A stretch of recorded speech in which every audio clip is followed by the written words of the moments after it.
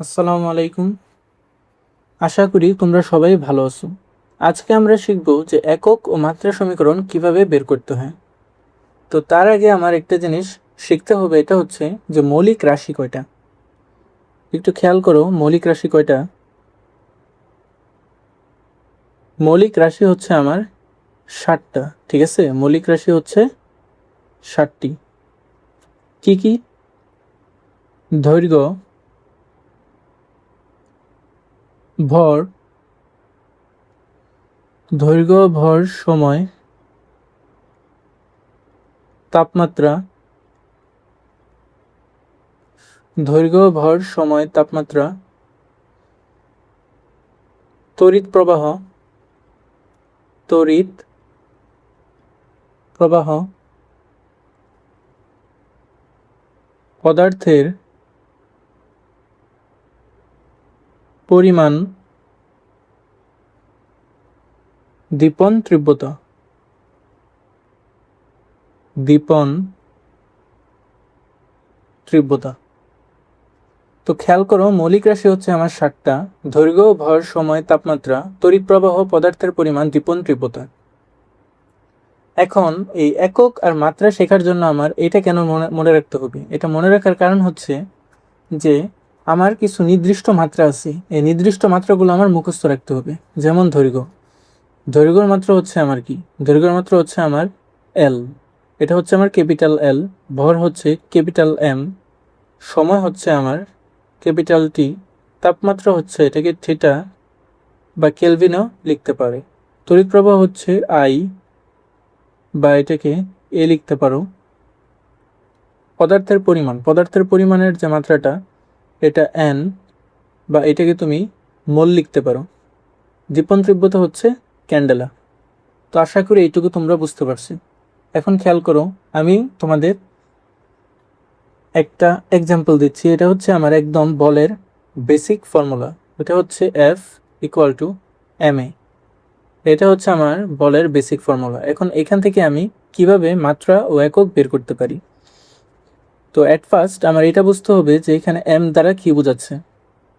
এখানে এম দ্বারা মাস অর্থাৎ ভর বোঝাচ্ছে। এ হচ্ছে আমার ত্বরণ, এ দ্বারা প্রকাশ করছে ত্বরণ। এখন আমরা তো জানি যে এ ইকুয়াল টু বা ত্বরণ ইকুয়াল টু হচ্ছে আমার বেগ ডিভিশন সময়। এখন এখান থেকে আমি ত্বরণের মাত্রাটা বের করব। তো দেখো, বেগ, বেগের একক হচ্ছে আমার মিটার পার সেকেন্ড। সময় হচ্ছে আমার সেকেন্ড। তাহলে দেখো তো, এই ওয়ান মানে এস ইনভার্স ওয়ান, এটাকে আমি এইভাবে লিখতে পারি না যে M into one division S, আর এখানে একটা এস আছেই, তার মানে এটা গুণাকারে যাবে। তাহলে উপরে এম, নিচে হচ্ছে কি এস স্কোয়ার। তাহলে এটাকে এইভাবে লেখা যায় এম এস ইনভার্স টু অথবা মিটার পার সেকেন্ড স্কোয়ার। তো এখান থেকে আমি ত্বরণের মাত্রাটা পাইলাম, ত্বরণের এককটা পাইলাম।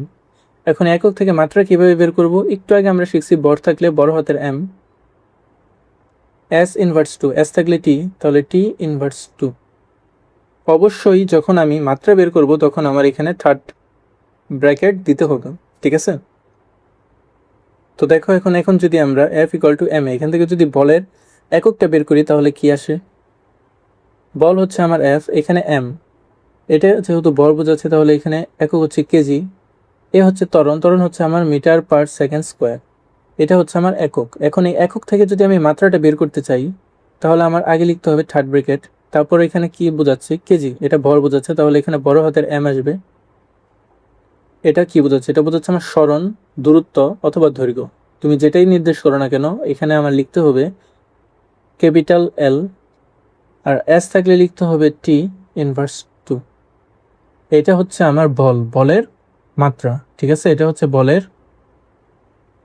মাত্রা সমীকরণ। এখন একটু বড় একটা ফর্মুলাতে যাই যাতে তোমাদের বুঝতে ক্লিয়ার হয়। ধরো আমি এখন মহাকর্ষীয় ধ্রুবক, মহাকর্ষীয় ধ্রুবক এর একক ও মাত্রা বের করব। তো আমরা একটা ফর্মুলা জানি যে এফ ইকুয়াল টু হচ্ছে আমার G M one M two division D square. এখন এখান থেকে আমার বের করতে হবে কি? আমার এখান থেকে বের করতে হবে জি অর্থাৎ মহাকর্ষীয় ধ্রুবক, এটা বের করার জন্য আমার এখানে ডি স্কোয়ার আছে কি ভাগ আকারে, ওই পাশে গেলে গুণ আকারে হবে, তাহলে জি m1 m2 ইকুয়াল টু হচ্ছে এফ ডি স্কোয়ার।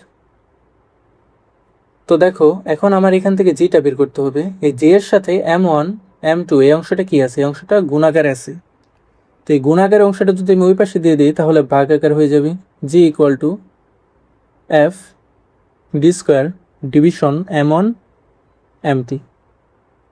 এখন দেখো এখান থেকে আমি কিভাবে এককটা বের করি, জি ইকুয়াল টু, আমরা একটু আগে দেখছি যে বলের একক হচ্ছে আমার KG metre per second square into এখানে ডি স্কোয়ার, ডি স্কোয়ার দ্বারা বোঝাচ্ছে আমার ডিস্টেন্স, ডিস্টেন্স অর্থাৎ দূরত্ব, তো দূরত্বর একক হচ্ছে আমার মিটার, তাহলে যেহেতু স্কোয়ার আছে তাহলে মিটার স্কোয়ার হবে, নিচে m1 m2 দুইটাই আমার কি ভর বোঝাচ্ছে, তাহলে এখানে কেজি হবে, কেজি ইন্টু কেজি, তাহলে উপরে একটা কেজি আছে একটা কেজি আছে, আমরা এটাকে কাটতে পারি, এখানে মিটার স্কোয়ার আর এখানে সিঙ্গেল একটা মিটার আছে, এখানে একটা মিটার স্কোয়ার আছে, যদি দুইটা আমি গুণ করে দিই তাহলে হবে মিটার কিউব।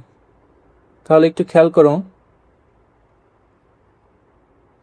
জি ইকুয়াল টু এইখানে উপরে কি কেজি কেজি কাটার পর একটা ওয়ান আছে না, আর নিচে কি আছে কেজি আছে, তাহলে ওয়ান ডিভিশন কেজি ইন্টু এখানে মিটার স্কোয়ার আর মিটার গুণ হয়ে হবে মিটার কিউব, আর এস ইনভার্স টু, এই 1/কেজি যেটা আছে এটাকে আমি কেজি ইনভার্স 1 এইভাবে লিখতে পারি, তারপর হচ্ছে আমার মিটার কিউব, তারপর হচ্ছে এস ইনভার্স 2।